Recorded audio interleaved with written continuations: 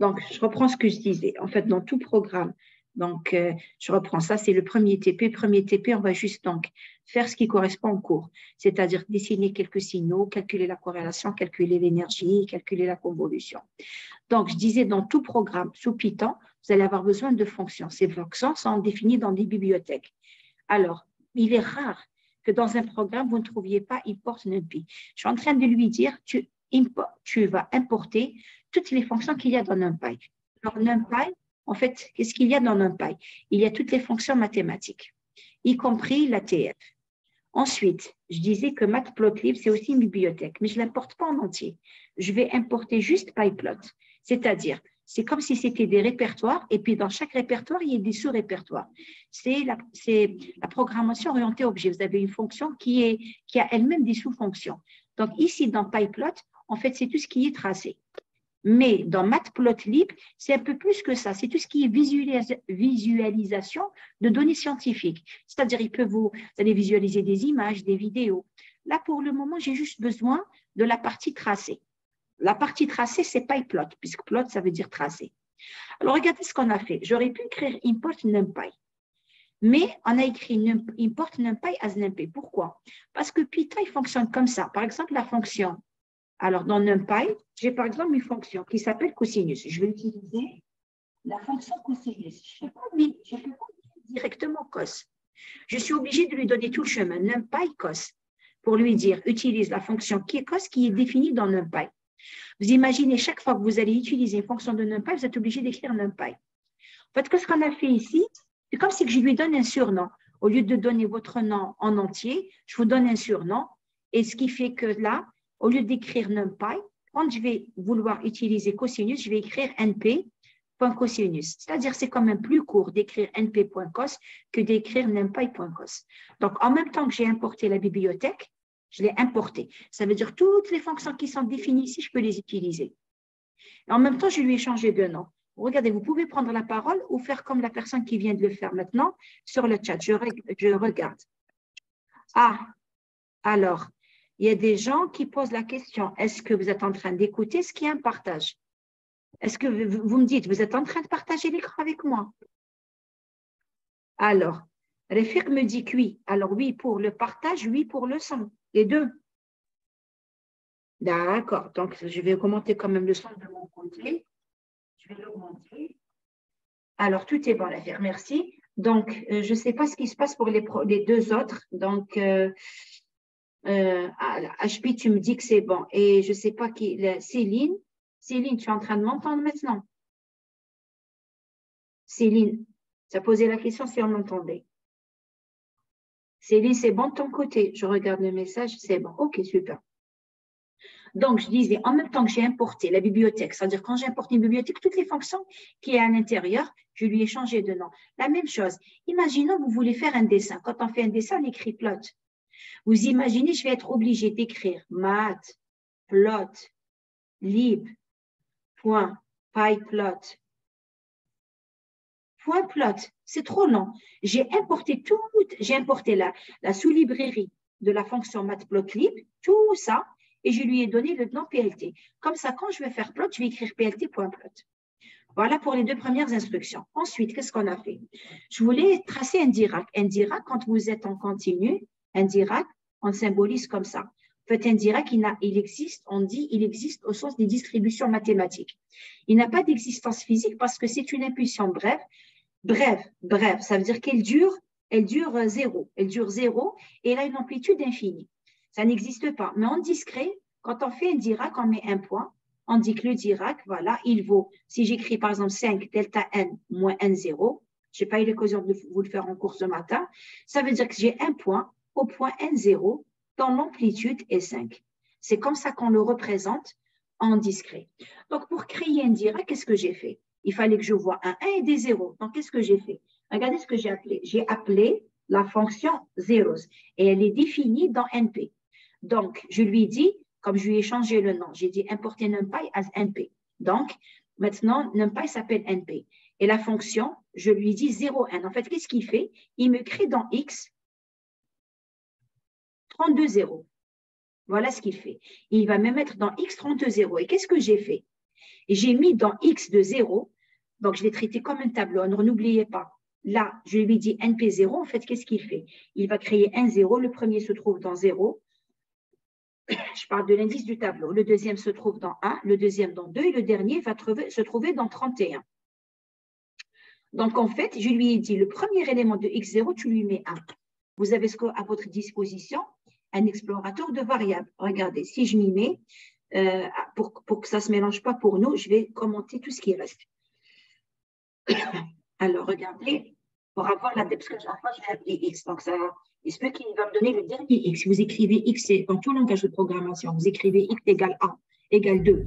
Ensuite, vous écrivez X égale 3, vous récupérez la dernière valeur de X. Je vais exécuter. Vous exécutez avec le bouton vert. Alors, ça dépend de la version que vous avez. Qu'est-ce qu'il me met? Regardez, je vais voir X. Et qu'est-ce qu'il me met dans X? Vous avez donc un 1. C'est normal, ça correspond à… Je vais juste rajouter la notation. Donc, X, 0 égale 1. Tout à fait. Attendez, je vais d'abord effacer pour que vous voyez. Alors, effacer. Madame. Oui. Madame, avec import fonction là. C'est une fonction qui te permet d'importer toutes les fonctions qui sont définies dans NumPy. C'est une librairie. C'est-à-dire, regardez, quand vous avez dans un langage de programmation, c'est comme lorsque vous êtes sous C. Vous écrivez include stdio.h. En fait, il y a des fonctions qui sont préécrites. Supposons que vous voulez faire un affichage. Je vais afficher à l'écran. Je vais écrire moi-même la fonction d'affichage. Je veux lire. Vous avez fait du C déjà ou pas?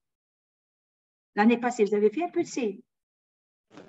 Non, monsieur. Non, madame, non. Quand vous avez fait de l'algorithme, ce n'est pas grave. En algorithme, vous avez fait les fonctions écrire, écrire A, lire A. Toutes ces fonctions, dans tout langage de programmation, elles sont déjà écrites. Vous n'allez pas tout réécrire. Il y a des fonctions qui sont écrites et vous allez les utiliser. Imaginons que vous voulez utiliser cosinus. Cosinus, même quand vous tapez sur votre calculatrice cosinus, c'est qu'il y a une fonction qui calcule cosinus. C'est le même principe ici. Les fonctions, elles sont déjà écrites. Vous les utilisez. Pour pouvoir les utiliser sous Python, il faut les importer, c'est-à-dire les rajouter à votre programme. Une fois que je l'ai importé, ça veut dire qu'il va les reconnaître. Et ces fonctions, donc NumPy contient toutes les fonctions mathématiques. Pas que. Il contient même les fonctions aléatoires, il contient la transformée de Fourier, il contient beaucoup de fonctions mathématiques de base. Et Matplotlib, elle contient toutes les PyPlot, elle contient toutes les fonctions de dessin. La preuve, regardez ici, je vais remettre ça de ce côté. Je vais mettre juste l'explorateur de variables pour que vous puissiez le voir là. Ici, quand j'ai voulu mettre des zéros, je vais mettre un 0. C'est défini, c'est une fonction qui s'appelle 0. Elle est définie dans NumPy. Et donc, je n'ai fait que l'appeler. Comment je l'appelle? Je dois lui donner le nom de la librairie où est-ce qu'elle est définie. Je mets point, le nom de la fonction. Donc, en fait, qu'est-ce qu'il m'a mis dans X? Il m'a mis plein de zéros, mais pas plein de zéros. Il m'a mis 32 zéros en commençant de 0 jusqu'à la valeur 31. Il a mis dedans 32 zéros. Et qu'est-ce que j'ai fait? J'ai pris la première valeur X de 0, j'ai mis entre crochets. Donc, la première valeur du tableau, je lui ai mis à 1. Si vous regardez ici, j'ai utilisé l'explorateur de variables. Et si je regarde ici, voilà, la première valeur, c'est 1. Et si je descends maintenant, la dernière valeur, c'est 31. C'est normal. Il a commencé à 0. De 0 à 31, ça vous fait 32 valeurs. Comment j'ai fait ça? Je suis allée. Ici, c'est la console Python. Quand il exécute, vous regardez, vous mettez explorateur de variables. J'ai cliqué sur X. Parce qu'en réalité, j'ai combien de variables? J'ai N et X. Qu'est-ce qu'il y a dans N? Je regarde, il y a 32. C'est normal parce que j'ai écrit N égale 32. J'ai mis N.0, NP.0. Lui, par défaut, il vous met, c'est des floats. Donc, les floats, là, c'est 64. Ça veut dire que ça va jusqu'à 3 ou plus que float 64. Je sais que c'est, alors 8, je ne sais plus, 16, je crois que c'est 10 puissance, je ne vais pas dire n'importe quoi. Je sais que là, c'est 10 puissance 307. En tout cas, c'est avec, voilà, vous avez, c'est codé sur 64, ça veut dire que c'est codé sur 4 octets. Non, 16 octets. Float 64. 8 fois 8. 8 fois 8 octets, donc ça fait 8, et c'est codé sur 8 octets. L'essentiel, c'est qu'il m'a fait un réel. Regardez ici, il a mis 1, 0, et pas que c'est 1.0. Regardez ici, il y a un point, 0 point. Il m'a créé un tableau de réel qui contient 32 valeurs. C'est ce que j'ai fait ici. J'ai pris la première valeur, je l'ai mise à 1. Regardez, si j'enlève maintenant cette instruction, je vais l'enlever, je vais la commenter. Je ne l'enlève pas. Et je réexécute mon programme. Regardez ce qu'il y a dans X maintenant. Il y a de 0 jusqu'à 31, il y a 32 zéros. Moi, qu'est-ce que j'ai fait? J'ai créé 31 parce que je voulais avoir un seul élément à 1. Donc, j'ai créé un tableau où il y avait 32 zéros et j'ai pris le premier élément. Le Python, c'est comme le C. Avec MATLAB, le premier élément d'un tableau, c'est 1 et le dernier, c'est 1. En Python, le premier élément d'un tableau, c'est 0.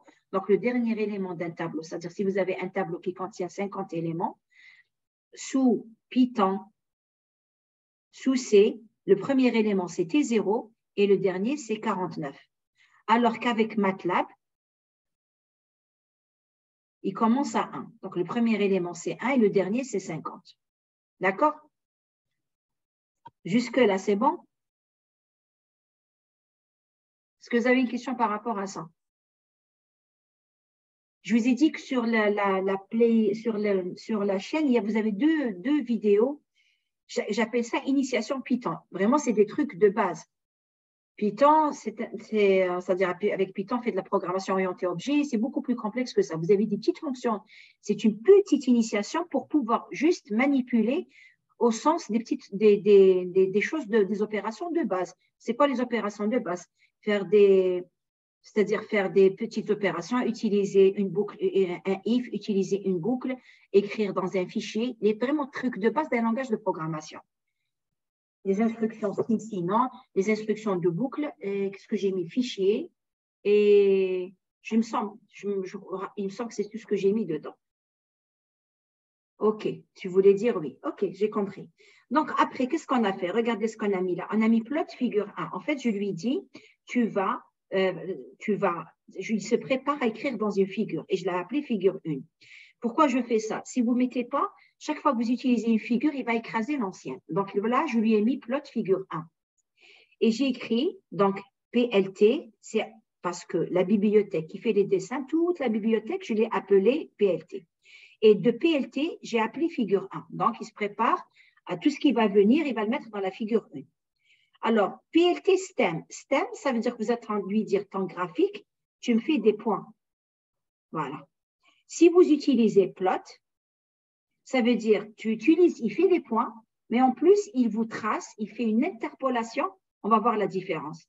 Il fait une interpolation entre les points. Donc, regardez. Au départ, on a mis plot stem. Donc, je vais juste effacer ce que je viens de faire. Et avec la figure, vous pouvez utiliser, ça s'appelle des artifices. Je peux lui donner un titre. Je peux mettre une grille. Ça, il me raconte qu'en plus que ma connexion est instable. Sinon, je vais désactiver la vidéo. Donc, je peux donner un titre. Je peux faire une grille. Je peux donner un titre à l'axe des X. Je peux donner un titre à l'axe des Y. Pourquoi ici? C'est écrit. Pourquoi je sais que c'est X? C'est écrit X label. Donc, label, c'est étiquette. Donc, je donne aux axes des X, je lui ai donné l'étiquette N. Donc, il va mettre N au niveau de l'axe des X. Pour l'axe des Y, il va écrire amplitude.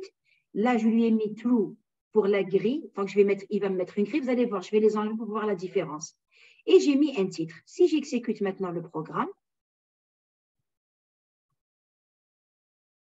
il va me sortir donc une figure. Normalement, donc, j'ai partagé l'écran. Alors, où est-ce qu'elle est ma figure? Elle doit être quelque part là. Non, ça c'est l'explorateur de variables. Ça c'est aussi l'explorateur de variables. Alors, je vais devoir faire échappe pour que je vois où se trouve ma figure. Je vais demander de partager mon écran. Pourquoi j'arrive pas à voir la figure? Alors, la figure. Je vais l'exécuter. Je ne sais pas où se trouve ma figure. Comment? Donc, regardez, en fait, qu'est-ce qu'on a fait ici? Attendez, je vais d'abord... C'est bon, vous êtes en train de voir le graphe? C'est bon? Vous êtes toujours avec moi? Mettez sur le chat oui ou si ça ne marche pas, OK. Donc, vous voyez et le programme et le graphe. Superbe. Je vais rajouter la notation. Donc, en fait, title Indirac, le voici. Donc, j'ai donné un titre à ma figure. Plot grid true. il m'a mis une grille. Je vais l'enlever tout à l'heure, vous allez voir que vous n'allez plus voir cette grille. Ensuite, je lui ai dit X label N, voilà le N, et je lui ai dit Y label amplitude. C'est plus agréable de mettre, c'est pas nécessaire, j'aurais pu juste faire le tracé, mais c'est plus agréable de voir un titre à une figure, de voir qu'est-ce qui est représenté en amplitude, en Y, qu'est-ce qui est représenté en X. Et si vous regardez bien, regardez la première valeur c'est 0, puis la dernière ça c'est 30 et ça c'est 31. J'ai juste donc tracé indirect. Est-ce qu'il y a un souci par rapport à ça? Merci pour la personne qui m'avait dit que ça marchait. Alors, regardez, je vais juste enlever, ça. Donc ça, je vais l'enlever. Alors ici, je vais l'enlever. Après, je vais revenir en arrière. Je vais remettre CTRL-7. Regardez la différence. Alors, je réexécute. Alors, ce qui va se passer ici, un petit moment. Alors, ça recommence. Je n'arrive pas à voir la figure. Alors, il me crée le même problème que tout à l'heure. Enfin, la figure est là. Regardez votre figure maintenant. Ce qui s'est passé, c'est que vous n'avez plus la grille de tout à l'heure. Parce que j'ai juste enlevé grid. Il ne me met plus la grille de tout à l'heure. D'accord? On va exécuter maintenant le prochain programme. Alors, je vais mettre. Alors, regardez, pour faire tracer l'échelon, en fait, qu'est-ce que j'ai fait? Bien sûr, quand je vais décommenter, je ne vais pas décommenter le mot échelon. Le mot échelon ne veut rien dire pour lui. C'est un commentaire que j'ai mis pour moi, pour comprendre. Alors, on va voir comment on a fait pour échelon. Alors, qu'est-ce que j'ai fait? En fait, j'ai créé. Alors, je vais remettre la notation ici. Alors, si je regarde ici, d'abord, j'ai créé X. Alors, j'ai mis dans X N0. Que vaut un 32? Donc, dans X, j'ai 32, 0. Ensuite, dans Y, j'ai mis NP ones. Ones, c'est des 1. Donc, dans Y, qu'est-ce que j'ai mis? J'ai mis 32, 1. Et qu'est-ce que j'ai fait? J'ai utilisé la fonction qui est aussi définie dans NP, qui s'appelle concatenate. Concaténer, ça veut dire mettre bout à bout. Mettre, c'est-à-dire qu'il va écrire X, les valeurs de X, et juste après, il va écrire les valeurs de Y. Il va en faire un seul vecteur. Alors, je vais regarder, je vais exécuter et je vais regarder mon programme. Donc là, et on va faire la même chose. On va regarder l'explorateur de variables. On vérifie ce qu'il y a dans X d'abord. Voilà ce qu'il y a dans X. Il y a 32 zéros. Ça va de 0 jusqu'à 31, donc 32 zéros. Je regarde ce qu'il y a dans Y. Et il y a des 1 jusqu'à 31. Donc, ça me fait de 0 jusqu'à 31, 32, 1. Et Z, c'est la concaténation de X et Y. Si je regarde ce qu'il y a dans Z, regardez. Alors, de 0 jusqu'à 31, il y a des 0. Ensuite, de 32 jusqu'à 63, il y a des 1. C'est normal que de 0 jusqu'à 63, ça me fait en tout 64 valeurs. Donc, j'ai voulu créer l'échelon en mettant des 0 et des 1. Et qu'est-ce que je lui ai dit ici? J'ai créé, alors j'ai créé donc une deuxième figure pour pouvoir tracer. Mais cette fois-ci, regardez ce que j'ai fait. J'ai créé l'axe des temps. Je lui ai dit que l'axe des temps, il va d'où à où. Alors, je vais utiliser une fonction que vous allez souvent utiliser. Je vais vous dire comment qu'elle fonctionne.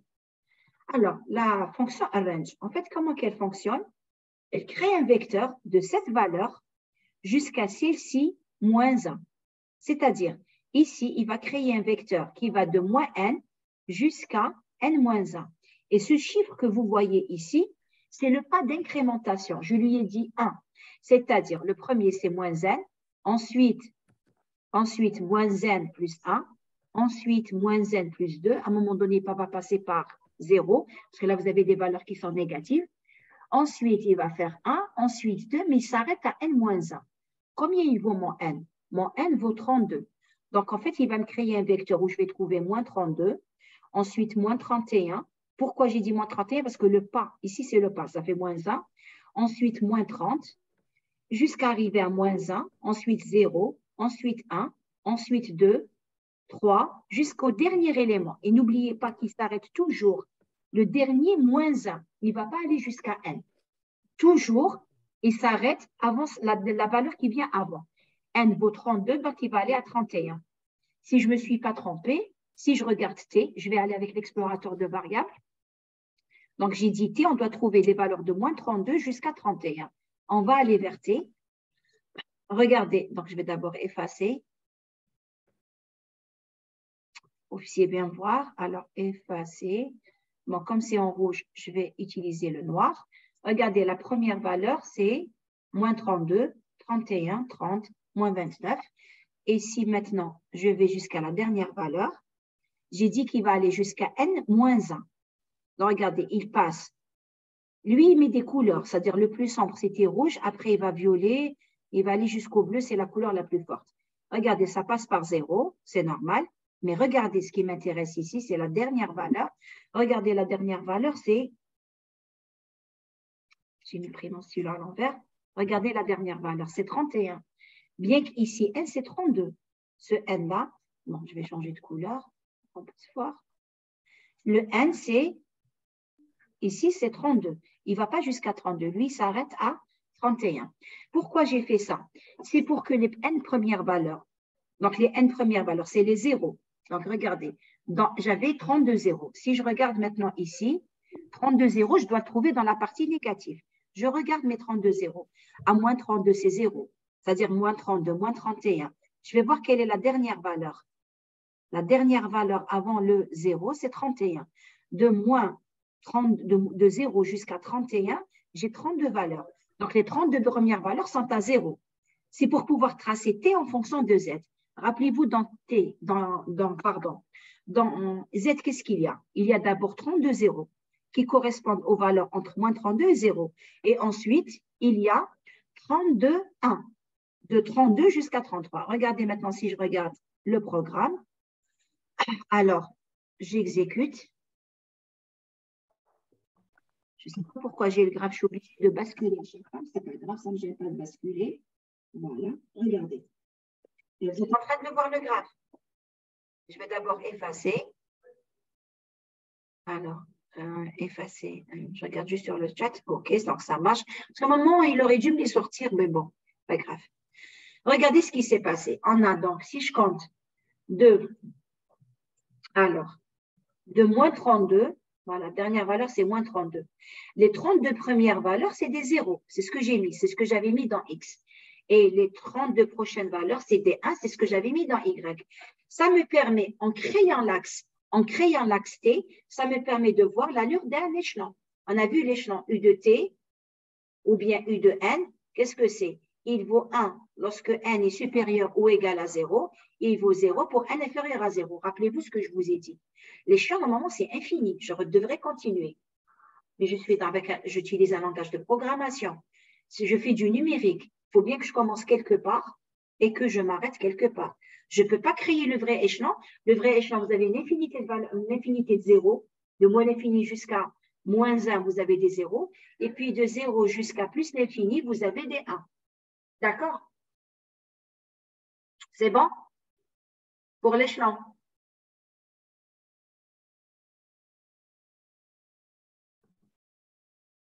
Bon, regardez, je vais faire comme je fais avec les étudiants d'habitude quand je fais une vidéo.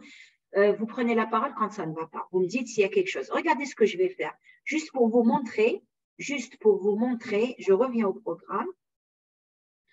Donc, je vais revenir au programme. En fait, ici, je voulais voir les temps. Parce que si j'enlève le T, regardez, je vais enlever le T. Si vous enlevez le T, lui, il va comprendre que vous commencez à 0. Regardez ce qui va se passer pour le graphe. J'ai enlevé le T. Alors, lui, quand il va faire le tracé, il me met la première valeur. Pour lui, c'est 0. Quand vous ne mettez pas T, pour lui, la première valeur, c'est 0. La deuxième, c'est 1. Il va aller jusqu'à 63. Et ça ne ressemble pas à un échelon. Un échelon, je suis censée avoir des valeurs avant le 0, c'est des 0. Après le 0, c'est des 1. C'est pour ça que j'ai créé l'axe T. C'est juste un artifice. En réalité, les valeurs n'ont pas changé. Il a 32 0, 32 1. Mais j'ai fait une genre de correspondance. Je lui ai dit que les 32 0, ça va pour moins 32 jusqu'à moins 1. Et les prochains 1, ça va de 0 jusqu'à 31. Voilà donc ce que j'ai fait. D'accord? C'est bon jusque-là? Alors, est-ce qu'il y a une question par rapport à ce que je viens de dire? OK, si vous ne répondez pas, c'est que c'est bon. Sinon, vous prenez la parole, soit par chat. Voilà, si vous avez une question. Donc, maintenant, on va voir comment on a fait pour la sinusoïde. Donc, parce que tout ça, normalement, c'est des choses que vous devez faire avant le TP. C'est des choses à tester, à essayer de comprendre seul. Alors, regardez, pour faire une sinusoïde, de quoi j'ai besoin? Alors, moi, je dois écrire cosinus 2pi f0, t. En fait, il me faut calculer le cosinus pour différentes valeurs de t. Regardez t, qu'est-ce que j'ai fait? Je lui ai dit np arrange, donc il va de 0 jusqu'à, rappelez-vous, il commence par celle-là, il s'arrête avant celle-là, donc il va aller de 0 à n-1. Mais j'ai multiplié par t. En multipliant par t, en fait, qu'est-ce que j'ai fait? Le pas, ce n'est pas obligé d'être 1. Je lui dis que le premier instant, c'est 0, le deuxième, c'est TE, le deuxième, c'est 2TE, le troisième, c'est 3TE. Je ne suis pas obligée de travailler. Quand vous le mettez, si vous prenez TE, vous ne prenez pas TE. C'est comme si vous disiez, entre chaque échantillon, il y a 1 seconde. Je ne suis pas obligée. Je voudrais qu'entre chacun de mes échantillons, il y ait 0,2 secondes. Donc, j'écrirai 0, 0,2, 0,4, 0,6. Pour faire ça, qu'est-ce que j'ai fait? J'ai créé l'axe des temps T, NP arrange. Donc, j'ai pris 128 valeurs. Voilà, 128 valeurs. Donc, il va aller de 0 jusqu'à 127. Mais il ne va pas aller de 0. Il va faire 1, 2, 3. Non. Il va faire 0, TE, 2 TE, 3 TE. Et le dernier, 127 TE. Mon pas en seconde, je ne suis pas obligée de prendre une seconde. Est-ce que c'est bon pour le principe jusque-là? Je ne suis pas obligée toujours d'avoir un pas de 1 comme tout à l'heure. Je peux avoir un pas qui n'est pas entier. J'ai dit, par exemple, ici, je vais vous dire qu'est-ce qu'il contient. Donc, je vais exécuter le programme. Le mieux, c'est de le voir. Vous allez voir ce qu'il y a dans T. Au lieu de parler juste comme ça dans le vide, je vais prendre. Donc, TE, c'est 8,33. Alors, c'est 1 sur 1200. C'est des puissances. Hein? Je vais regarder TE. C'est 8,33 10 puissance moins 5. On va regarder maintenant T. On va regarder ce qu'il y a dans T. Regardez, au début, c'est 8,33 10 puissance moins 5. Si vous multipliez par 2, ça fera 0,0016. Si vous multipliez par 3, ça fera 0,025. Si vous remarquez, entre chaque élément, il est en train de rajouter 0,00008. Donc, j'ai pris un pas qui serait différent. Regardez, je vais le faire autrement. Pour que vous voyez le pas bien, je vais prendre FE égale 10 000. Vous allez peut-être mieux le voir. Là, on ne voit pas que c'est des multiples. J'ai changé FE parce que j'ai pris TE, l'inverse de FE. Là, j'ai pris un pas de 0,001. On va regarder T cette fois-ci et regarder le pas. Donc, c'est 0,01, ensuite 0,02, ensuite 0,03, 0,054. Comment j'ai obtenu ça? J'ai créé un pas de 1, j'ai juste multiplié par TE. Est-ce qu'il y a un souci par rapport à ça? C'est bon? Ça vous permet de créer un pas en temps qui n'est pas forcément un nombre entier. Il suffit de prendre un nombre entier et de le multiplier par votre pas de temps. Ici, mon pas de temps TE, regardez ce qu'il vaut. Il vaut 0, 0. Il est ici. Je suis en train de faire bouger mon curseur. Je n'ai pas fait la notation. Voilà mon pas en temps. Il est de 0,01. Donc, à chaque fois, vous rajoutez 0,01. Donc, ça fait 0,002, 0,003. C'est bon? J'ai dit, Madame, s'il vous plaît, vous pouvez répéter? Je répète. Vous pouvez répéter comment fonctionne NP-COS? Je n'y suis pas encore arrivée. Je ne l'ai pas encore expliqué, d'accord? Je n'y suis pas encore arrivée. J'ai dit, j'ai créé l'axe des temps. Maintenant, je vais aller à COS. Est-ce que pour le temps, le pas de temps, c'est clair? C'est bon pour le pas de temps. Ici, si vous multipliez, vous créez un pas de temps qui n'est pas forcément de 1. Maintenant, pour le cos, qu'est-ce que j'ai fait? Je suis censé calculer cosinus de pi f0t. Voici votre 2. Voici votre pi. Pi 314,159. Il est défini, c'est une constante. Elle est définie aussi dans NumPy. Voici votre pi. Donc, voici mon 2. Voici mon pi. Voici mon f0. Et maintenant, voici mon t. Il va calculer x pour chaque valeur de t. C'est-à-dire que votre vecteur x, il aura tout simplement la taille de votre vecteur t. Regardez dans l'explorateur de variables. Regardez t. Il contient 128 valeurs. Et que contient x? également 128 valeurs. Regardez X. Alors, T, il contient 128 valeurs. X contient 128 valeurs. C'est normal. Je lui ai demandé de calculer le cos pour T, pour chaque valeur de T. Il le fait directement. On n'est pas obligé d'écrire une boucle, de lui dire pour I, pour T allant de 0 jusqu'à N fois TE calcul. Non, il le fait directement. Il l'a calculé. T ici est un vecteur à une dimension. Est-ce que c'est bon? La personne qui m'avait posé la question, parce que je n'avais pas encore expliqué cos. Pour le jeune homme qui m'avait posé la question, est-ce que c'est bon? Oui, madame, merci. OK, on va effacer, on va exécuter, on va regarder ce que ça nous donne. Alors, maintenant, j'ai choisi FE égale 10 000. Je ne peux pas vous expliquer pourquoi. Pour le moment, FE doit être au moins le double de F0. Mais ça, on y arrivera au moment de l'échantillonnage. Je ne peux pas vous l'expliquer pour le moment. Que FE, rappelez-vous que FE doit être beaucoup plus grand que F0. Que FE, c'est l'inverse de TE. Parce que là, je vais parler de l'échantillonnage, on ne l'a pas encore fait. Pour le moment, vous rappelez-vous que vous devez prendre beaucoup plus grand que F0. Au moins le double.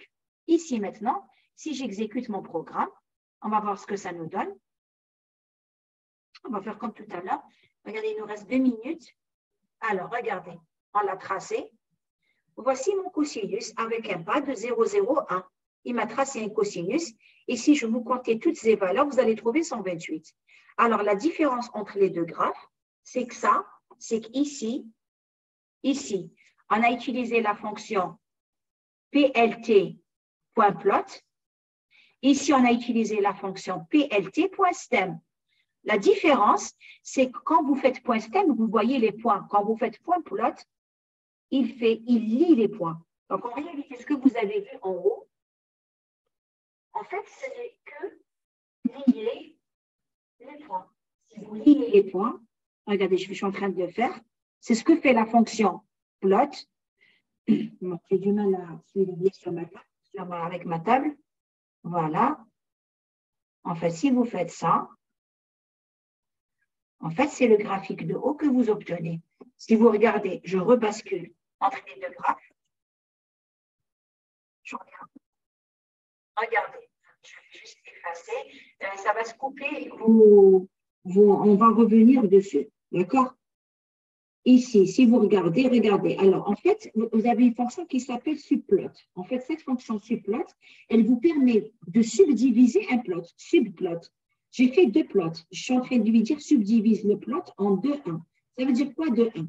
Je suis en train de lui dire 2 lignes, une colonne. 2 lignes, une seule colonne. Donc, j'aurai un graphe ici, un graphe ici. Le premier, c'est 1. Le deuxième, c'est 2. Si vous lui dites 2, 2, par exemple, il va diviser en 4. Le premier, c'est celui-là. Le deuxième, c'est celui-là. Le troisième, c'est celui-là. Vous écrirez toujours 2, 2, 2, 2, 2, 3. D'accord? Ça va s'arrêter. Je vous demande de vous reconnecter et de toute façon, je ferai le montage pour la vidéo. D'accord? Donc, on va s'arrêter là parce que ça va se couper. Bien. Donc, je reprends ce que j'étais en train de dire tout à l'heure. En fait, j'étais en train de parler, c'est des trucs, c'est pour le dessin. Donc, la même figure, on va voir. Donc, c'est la figure 3. Je veux faire 2 ou 3 dessins. Donc, si vous voulez faire 3 dessins, vous pouvez faire un dessin ici, un dessin là, un dessin là. Ça veut dire quoi? Là, ça veut dire une ligne, 3 colonnes. Donc, j'écrirai subplot, une ligne, 1, 3, 1, 3. Ensuite, si c'est celui-là, ce sera 1, 3, 1. Si c'est celui-là, ce sera 1, 3, 2. Si c'est celui-là, ce sera 1, 3, 3. Si vous voulez faire un graphe avec, par exemple, 6. Donc, combien? J'ai 3 lignes, 2 colonnes. Donc, j'écrirai 3, 2.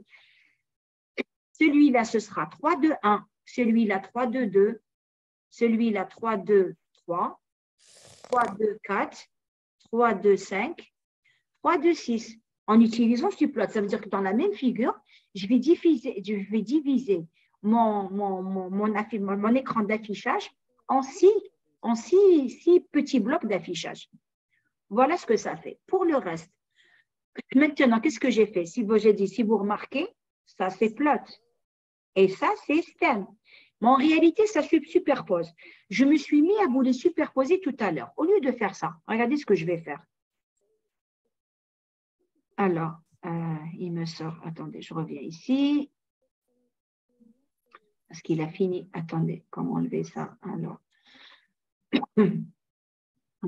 j'enlève, je reviens ici. Alors, je vais juste effacer les dessins et je vais changer les instructions. Donc, on va effacer tous les dessins et regardez ce que je vais faire. Je vais enlever les subplots dans le même graphe.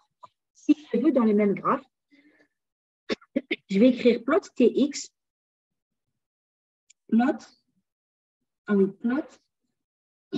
TX, et je vais mettre plot stem TX. Normalement, il va les mettre dans le même graphe, il va juste changer de couleur.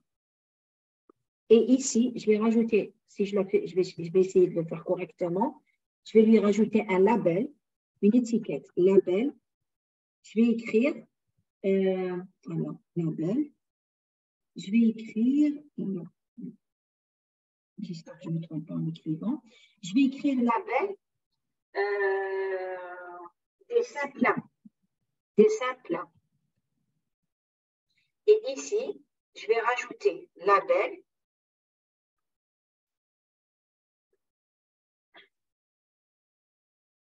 Je vais vous montrer comment faire deux graphes. Dessin, je ne sais pas, en pointillé. Je ne sais pas. Je ne sais pas ce que je voulais écrire, dessiner les points. Voilà. Ça, le point. Alors, ici, je vais rajouter une instruction qui s'appelle PLT.légende. C'est-à-dire, il va me rajouter la légende. Ah oui, j'ai oublié de vous faire une remarque. Faites attention. Il ne faut pas laisser d'espace. Lui, quand il laisse des espaces, c'est pour les boucles. Quand il a un if, une boucle, il laisse des espaces pour dire que c'est à l'intérieur de la boucle. Donc, faites attention, il ne faut pas laisser d'espace. Et là, je vais rajouter légende. J'espère que ça va fonctionner. Alors, mes parenthèses, elles sont là. Voilà, plot légende. Déjà, il me signale qu'il y a un problème ici. Regardez. Il me dit invalide syntaxe. J'ai oublié la parenthèse. Je vais relancer dans mon programme. Plot TX, label, dessin. Et il me raconte encore que là aussi, j'ai oublié. Oui, j'ai oublié la parenthèse ici. Bien, on va réexécuter. Normalement, si je l'ai correctement fait, je vais avoir deux dessins qui vont se superposer, l'un dans une couleur, l'autre dans une deuxième couleur. Je vais voir qu'est-ce qu'il m'a fait. Alors, qu'est-ce que j'ai encore fait comme... Attendez. J'enlève. Je voulais voir mon graphe. C'est celui-là, la figure 3. Et regardez ce qui s'est passé. Il m'a dessiné, il m'a superposé les deux graphes. Il m'a mis le graphe avec les pointillés. Et où est-ce qu'elle est la légende? Voilà. Il me dit, premier, c'est dessin plein. Le deuxième, là où il y a la boue, c'est dessin point. Mais je peux, moi, changer la couleur. Alors, comment on change la couleur si je ne me trompe pas? Je vais écrire G pour gris. Alors, je ne sais pas s'il faut écrire quoi là ou pas. Je ne me rappelle pas. Mais je vais le voir dans un autre programme. Et je vais écrire ici LED. Alors, je vais écrire R. Si ça ne marche pas, c'est qu'il faut écrire color. J'espère que ça va fonctionner. Je vais réexécuter mon programme. Ça a marché. Donc, qu'est-ce que je lui ai dit? Je lui ai dit, tu me dessines. Donc, le dessin plat, là, il a interpolé les points. Et là où il m'a dessiné des points, c'est ce que vous avez en rouge. Il m'a dessiné un trait avec une boule. Donc là, qu'est-ce que j'ai fait? C'est celui qui est en vert. Donc, celui qui est en vert, c'est le dessin plat. C'est juste pour vous montrer la différence entre plot et stem. Tout à l'heure, je l'ai fait à la main. C'est moi qui ai joint les points. C'était bête. Autant faire les deux graphes, les superposer. Donc, vous pouvez superposer deux graphes dans la même figure. Il suffit juste de changer les couleurs pour voir les différences. C'est ce que j'ai fait ici. L'autre, je l'ai mis en vert. Je vais faire mieux, je vais voir. J'ai mis un, je l'ai mis en vert et l'autre, je l'ai mis en rouge. Est-ce que c'est bon? Vous avez vu comment j'ai fait le changement devant vous. Donc, pour avoir la légende, j'ai mis l'étiquette. Comme ça, je saurai. Parce que vous allez faire deux dessins. Par exemple, un en bleu, un en rose. Vous ne savez pas ce qu'il représente le bleu. Donc, j'ai mis ici dessin plat. Au lieu de dire peut-être point, j'aurais dû écrire point interpolé. Et point interpolé. Et l'autre n'a pas été. Je vais mettre celui-là en. Alors, là où j'ai interpolé, Je préfère mettre celui-là en bleu et je vais mettre celui-là en rouge. Donc, pour lettre. Et lui, il écrit ce que vous avez mis. D'accord, vous faites une faute de français, il ne va pas s'en rendre compte. Je réexécute. Je vois ce que ça me donne. Voilà, j'ai dessiné donc le premier, les points en bleu et j'ai mis le deuxième en rouge. Jusque-là, est-ce que c'est bon? Alors, je vous avais parlé tout à l'heure de ce qu'on appelle des signaux aléatoires. Alors, je vous ai parlé de bruit. Le bruit, ce n'est pas toujours aléatoire. Par exemple, quand on utilise les câbles coaxiaux, il y a un bruit qui se rajoute, c'est une sinusoïde de 50. Mais assez souvent, le bruit, il est aléatoire, mais pas systématiquement. Donc, je vais décommenter ça.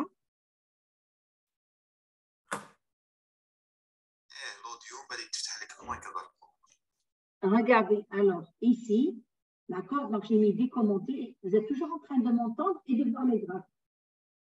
C'est bon? Ce que j'étais en train d'expliquer, sinon vous m'auriez dit, j'espère. Je regarde sur le chat. Bon, dites-moi si ça ne marche pas. Si vous ne me dites rien, si vous avez vu les graphes avec moi et que ça a fonctionné. Alors, je vous ai dit tout à l'heure, un de vos camarades m'a parlé de la... Madame, Oui. s'il vous plaît, si vous pouvez, comment est-ce que vous visualisez l'output tel code? Ah, d'accord. Peut-être vous, quand vous exécutez, vous êtes en train de les voir ici. Est-ce que vous les voyez ici? Je ne vois rien. J'utilise pas, je suis en train d'utiliser PyCharm. Il ne vous sort pas des figures. Il ne vous les sort pas dans la console. Non, rien. Je dis pas que process finished with exit code 0. Et il ne vous sort pas les graphes. Je ne saurais pas, je n'ai pas utilisé PyChart, donc aucune idée. Je sais, je peux vous répondre pour ceux qui ont la figure ici, ceux qui ont installé Anaconda, ils ont la figure ici, il faut aller faire ceci. Je vais vous dire où est-ce qu'il faut aller. Alors, je ne sais plus ce qu'il me raconte maintenant. Alors, je vais... Ah, vous vouliez partager avec moi. Vous avez pris la main pour partager. Regardez, pour ceux qui ont les figures ici, je vous dis ce qu'il faut faire. Il faut aller vers Préférences. Ensuite, aller à alors Préférences. Ensuite Console et Python. Ensuite, aller vers Graphique. Et dans Graphique, ici, ceux qui ont les graphes ici, dans la console, c'est écrit en ligne. Vous enlevez en ligne et vous mettez automatique. Si vous faites ça, les graphes, ils vont sortir comme chez moi. C'est des graphes à faire. Sur PyChart, j'en ai aucune idée, il faudrait que je google ça. Si je le google, il va te le dire. Si tu n'arrives pas à le faire d'ici 2 ou 3 heures, envoie-moi un mail et je regarderai pour toi. D'accord? D'accord, madame, merci. Quand je ne sais pas, je vais chez tonton Google, moi aussi, comme tout le monde. Donc, regardez ici, voilà. Donc, la fonction random, je vous avais dit tout à l'heure, NP, ce n'est pas que les calculs mathématiques, il y a plein de choses. Alors, il y a ce qu'on appelle les fonctions aléatoires, c'est random. Puis, dans random, il y a plusieurs types de fonctions aléatoires. Il y a les lois uniformes, comme l'UD, où toutes les probabilités ont les mêmes chances d'apparaître. Il y a ce qu'on appelle la loi normale. La loi gaussienne, c'est comme ça. Elle est comme ça, la loi gaussienne. En fait, les valeurs centrales ont le plus de chances d'apparaître. Si vous regardez, par exemple, pourquoi on l'appelle la loi normale? Un peu de probabilité, juste rapidement. Si vous regardez vos notes d'examen, si je regarde vos notes d'examen, je veux tracer les lois, combien j'ai de 0, il y a très peu de gens qui ont 0, parfois personne. Très peu de gens qui ont 20. La plupart des étudiants vont avoir des notes entre 6 et 14. C'est pour ça que la loi gaussienne, c'est écrit N pour dire, ça s'appelle la loi gaussienne et ça s'appelle la loi normale. Parce que le normal, c'est ça. Quand vous avez un phénomène qui dépend de plusieurs choses aléatoires lui-même, par exemple, votre note d'examen, elle dépend de la façon dans laquelle vous avez révisé chaque étudiant. Les conditions de vie de chaque étudiant sont différentes des conditions de vie de l'autre étudiant. Donc, ça dépend comment vous avez révisé, votre niveau de sérieux, votre niveau, on va dire, d'intelligence également, vos conditions sociales. Vous êtes à l'aise, vous avez une chambre à vous pour pouvoir travailler, vous avez un PC pour pouvoir réviser. Et ces conditions sont différentes d'un étudiant à un autre. C'est pour ça que toutes les notes se trouvent, la plupart des notes sont entre 6 et 14, et ça suit la loi gaussienne. Si les notes sont tous entre 0 et 5, c'est qu'elles ne dépendaient pas de plusieurs choses. Elles dépendaient du prof qui a donné un sujet très difficile. D'accord? Et si vous avez tous des notes entre 14 et 20, il y a aussi un malaise. C'est peut-être parce que vous avez fait tous des projets. On a décidé que tous les projets étaient notés entre 14 et 20. Par exemple, en période Covid, toutes les notes, par exemple, vous avez passé les examens de TCE, on trouve toutes les notes entre 14, ça suit encore une gaussienne, entre 14 et 18. Si ça ne suit pas une gaussienne, c'est que tout le monde a copié et tout le monde a la même note. Parce que ça a justement dépendu de la même chose. Tout le monde s'est mis sur Discord et a copié. Juste pour plaisanter encore un exemple, mais en général, si ça dépend de plusieurs choses aléatoires, ce sera une loi gaussienne. Donc, cette loi gaussienne, en fait, elle a deux paramètres. Elle a ce qu'on appelle la moyenne et la variance. La moyenne, c'est cette fameuse valeur milieu. Ça, c'est sa moyenne. Et la variance, parce que cette gaussienne, elle peut, par exemple, avoir toute la moyenne 10, mais elle peut être très élargie autour de 10, et elle peut être, par exemple, toutes vos notes se trouvent, par exemple, entre 8 et 12. Et ça s'appelle l'écart par rapport à la moyenne, ça s'appelle la variance. Vous n'avez pas besoin de connaître plus que ça pour le module. Donc, qu'est-ce que j'ai voulu faire? En fait, j'ai voulu créer un signal aléatoire et je vais le visualiser. Donc, je vais juste effacer cette partie parce qu'on va avoir besoin souvent de générer un bruit qui serait aléatoire. Et à ce moment-là, je veux pouvoir ce bruit-là le rajouter à mon signal, c'est-à-dire avoir un signal bruité. Si j'exécute maintenant mon programme, maintenant, ça marche. Je vois la figure. Regardez. En fait, ce qu'il m'a fait, il m'a créé un signal aléatoire. Quand on dit aléatoire, veut dire imprévisible. Si je connais cette valeur, je ne sais pas ce qui va se passer après. Regardez, la moyenne est autour de 0. Et si je regarde la plus grande valeur, elle est autour de 8. Et si je reviens à mon exercice, j'ai pris sigma. Alors, attendez, je décale juste un petit peu. Alors, j'ai pris une variance de 4. Donc, sigma, c'est la racine carrée de la variance. Racine de 4, c'est 2. Alors, normalement, toutes les valeurs, 99% des valeurs, se trouvent entre moins 3 sigma et 3 sigma. C'est-à-dire, moins 3 sigma, normalement plus la moyenne. Mais comme la moyenne ici est 0, donc si je regarde, moins 3 sigma, moins 3 fois 2. Voilà, c'est à peu près autour de moins 6 jusqu'à 6. Mais comme je vous ai dit, 99, il y a le petit 1% qui a, le voici. J'ai 1% de valeur qui se trouve à 8. Mais 99% de mes valeurs, regardez, 99% de mes valeurs, il y a encore celle-là, 99% de mes valeurs se trouvent entre moins 6 et 6, qui correspond à quoi? Moins 6, c'est moins 3 fois 2 et 3 fois 2. Je suis obligée de vous parler un petit peu des variables aléatoires, d'accord? Je sais que vous ne savez pas partie, on est obligé, on ne peut pas parler de traitement de signal sans parler. Il y a les variables déterministes, ce qu'on a fait, les fonctions déterministes, elles sont totalement déterminées par une formule mathématique. Et il y a ce qu'on appelle des variables aléatoires. Vous voyez les petits traits que j'ai fait là? J'aurais pu ne pas avoir besoin de les faire en rajoutant la fameuse fonction grid de tout à l'heure. Si je reviens ici, et dans mon graphe, je vais rajouter PLT. Je vous ai dit tout à l'heure, il y avait la fonction grid. Et voilà son utilité. En faisant les grilles, je peux situer mes valeurs. Je vais rajouter grid. Donc, il va rajouter une grille à ma valeur. Je vais réexécuter. Et cette fois-ci, je ne vois pas le graphe, donc je ne sais pas, et c'est des caprices.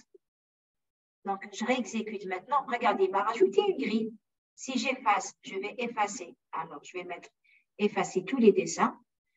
Et bien sûr, lui, quand il génère, il a un nombre qui lui permet de générer des nombres aléatoires. Chaque fois que vous avez appelé la fonction rand n, si vous avez remarqué, ce n'est pas la même chose que tout à l'heure. Regardez ici. On le voit le 6 maintenant. Regardez. On voit, il y a celle-là qui a dépassé 6. Il y a celle-ci qui a dépassé 6. Et ici, il y a 2. Donc, imaginons, moi, je crois que j'ai pris 1000 valeurs. Donc, sur les 1000 valeurs, combien ont dépassé moins 6 et 6? 4. C'est bien moins de 1%. Parce que 1% de 1000, c'est 1% de 1000, c'est 10. J'ai que 4 valeurs qui sont en dehors. Juste pour mieux illustrer ça, regardez. Je vais prendre d'autres valeurs. Je vais prendre sigma qui vaut 3. Et si je respecte ce que je suis en train de vous dire, sigma, si ce que je suis en train de dire est correct, quand je vais faire mon graphe, on a dit toutes les valeurs doivent être entre moins 3 sigma, 3 sigma. Donc, je devrais trouver toutes mes valeurs entre moins 9 et 9. Si je regarde ici, regardez, elles sont entre moins 10 et 10. Il y a quelques-unes qui ont dépassé quelques-unes de ces valeurs. Je vais d'abord effacer les dessins de tout à l'heure. Donc, elles doivent se trouver entre moins 9 et 9. Bon, moins 9 doit se trouver quelque part ici. 9, je suppose que c'est quelque part là, moins 9. Certaines valeurs ont dépassé moins 9. On a dit toutes les valeurs doivent se trouver entre moins sigma plus la moyenne et la moyenne. Alors, je n'arrive pas, attendez, je n'arrive plus à écrire. Et entre la moyenne plus 3 sigma. C'est le cas. Puisque j'ai pris mon sigma ici, j'ai pris variance égale 9. Et j'ai dit sigma, c'est la racine carrée de la variance. Donc ici, c'est 3. Toutes mes valeurs se trouvent bien entre moins 9 et 9. Et on voit que la moyenne ici, elle est autour de 0. Et si je vous ai dit pour la gaussienne, la plupart des valeurs se trouvent autour de 0. On voit beaucoup de petites valeurs. Elles sont autour de 0. Les valeurs extrêmes, elles sont très petites. On ne va pas aller au-delà parce que ce n'est pas le but de la manip, d'accord? Je voulais juste vous expliquer un petit peu comment travailler avec les variables aléatoires. Maintenant, ce qui va, c'est votre TP. Donc, le reste, je vais l'expliquer brièvement parce que c'est ce que vous allez faire. En TP, vous aurez à répondre à des questions. Donc, attendez, je vais juste effacer. Alors, effacer tous les dessins. Et je vais juste décommenter ça. Mais ça, je pense que je ne vais pas le faire parce que le but, c'est que vous fassiez votre TP. Et donc, je vais expliquer tout ce qui venait avant.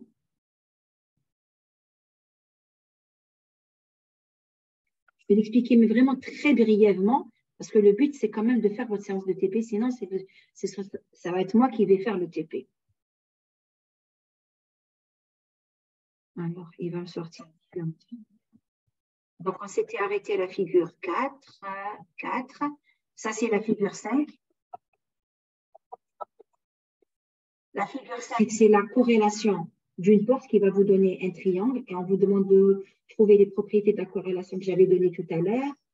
À vous de le faire. Ensuite, le deuxième. Non, je ne vais pas l'expliquer parce que vous allez faire en TP, d'accord? Ici, en fait, on va prendre un signal, on va le bruiter et puis on va essayer, grâce à une convolution, de filtrer le bruit. Voilà, on arrive à retrouver quand même le cosinus. Et le dernier exemple, donc j'ai dit figure 6, 7. Ben, normalement, c'est tout. 5 et 6. Non, il me manque une figure, la 5, la 4.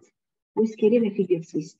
Ah oui, la fameuse figure 6 ici, en fait, c'était la fameuse émission dont je vous ai parlé tout à l'heure. Quand vous êtes en train de faire donc, du radar, donc pour toute application radar, sonar, par exemple pour détecter les sous-marins, quand on fait de la météorologie, par exemple pour détecter les nuages. Donc, vous avez une onde qui est émise, voilà ce qui est reçu. Honnêtement, est-ce que vous savez, répondez-moi honnêtement, est-ce que vous voyez ce signal quelque part ici? Est-ce que vous savez où est-ce qu'il est? Est-ce que vous arrivez à le voir? Donc, je sais que mon signal, il est noyé dans le bruit. Il est quelque part ici. Est-ce que c'est ce pic? Est-ce que c'est celui-là? Est-ce que c'est celui-là? Est-ce que c'est celui-là? En fait, qu'est-ce qu'on fait? Ça, c'est x de t. Ça, c'est signal reçu. Et ça, c'est r, x, y de taux. La fameuse fonction qu'on avait vue ce matin, qui est l'intégrale de moins l'infini à plus l'infini, x de t, y conjugué de t moins taux. Et regardez cette fois-ci, je vois que j'ai un pic bien apparent ici. Peut-être que je vais changer les valeurs pour que vous puissiez mieux le voir. Alors, je vais juste prendre sigma 0,5, peut-être pour être sûr que ce soit. Donc, je vais juste exécuter. Alors, je vais l'exécuter et je vais, juste pour vous le montrer, en fait, moi, j'ai pris un signal que j'ai décalé de 50. Donc, normalement, le pic, je dois le trouver à 50. C'est ce que j'avais entouré tout à l'heure. Regardez ici, si je vous dis que votre signal est là, vous dites oui, peut-être. Peut-être qu'il est là, peut-être qu'il est ici, peut-être qu'il est là. Mais en faisant la corrélation, on remarque que ce qui se passe ici, c'est que toutes les amplitudes, elles ont maintenant toutes diminué et on voit qu'il y a un grand pic ici. Donc, mon signal se trouve bien à 50, c'est-à-dire le temps d'aller-retour est de 50 secondes. En utilisant l'effet Doppler, je peux calculer la distance. La distance, c'est V, en estimant que c'est par exemple Si c'est dans l'air, c'est la vitesse de propagation dans l'air. Si c'est l'océan, la vitesse de propagation dans l'eau salée. Donc, ce sera V fois le temps d'aller-retour divisé par 2. Et je pourrai trouver la distance de mon objet. C'est le même principe que dans votre voiture. Ça s'appelle aussi un radar de recul. C'est toujours le système radar pour détecter s'il y a des nuages, pour voir s'il va y avoir de la pluie. On utilise aussi le radar. Mais regardez ce qu'on voit ici. Ça, c'est le signal reçu. Une fois que j'ai fait la corrélation, je vois bien où se trouve mon pic. Est-ce que c'est bon par rapport à ça? Mais vous aurez plus d'explications en TP. D'accord? Mais je vous demanderai, il y a des questions en TP auxquelles vous devrez répondre. Est-ce qu'il y a une question par rapport à ça? J'insiste, les TP, j'ai expliqué brièvement ce qu'il y avait dedans, puisque justement, vous allez le refaire en TP. D'accord? Donc, s'il n'y a plus de questions, on va s'arrêter là. Je vais juste faire le montage des différents, je vais faire le, bon, attendez, je vais arrêter d'abord.